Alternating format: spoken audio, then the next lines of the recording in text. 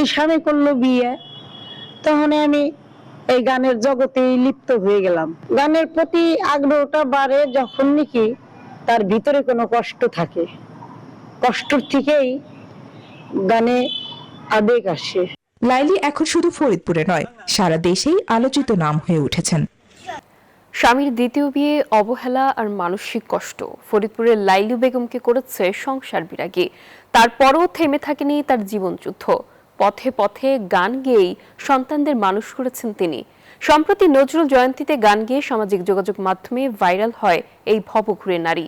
খায়রুজ্জামান সোহাগের তথ্য ছবিতে ডেস্ক রিপোর্ট। কাঁধে একটি থলে আর শরীরে জীর্ণ পোশাক পরে খালি গলায় সুর তুলে এভাবেই শহরের পথে প্রান্তরে ঘুরে বেড়ান ফরিদপুরের লাইলি বেগম। সম্প্রতি তার এই ভবঘুরে জীবনী তাকে আলোচনায় এনে দিয়েছে। গানের প্রতি লাইলির টান এতটাই প্রবল যে গানের আসর বা মঞ্চ দেখলেই ছুটে যান সেখানে, চেষ্টা করেন গান গাইতে। সম্প্রতি ফরিদপুরে কবি নজরুলের জন্ম জয়ন্তীতে নয়ন ভরা জল গান গেয়ে আলোড়ন সৃষ্টি করেছেন। তার এ গান মুগ্ধতা ছড়িয়েছে এলাকায়ও।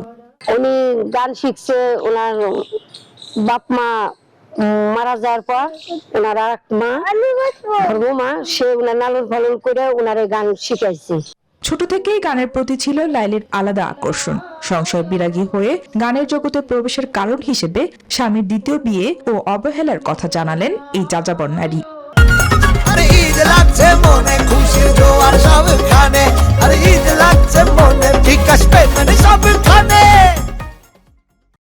এই স্বামী করলো বিয়ে, তখন আমি এই গানের জগতেই লিপ্ত হয়ে গেলাম। গানের প্রতি আগ্রহটা বাড়ে যখন নাকি তার ভিতরে কোনো কষ্ট থাকে, কষ্ট থেকেই গানে আবেগ আসে। লাইলি এখন শুধু ফরিদপুরে নয়, সারা দেশেই আলোচিত নাম হয়ে উঠেছেন।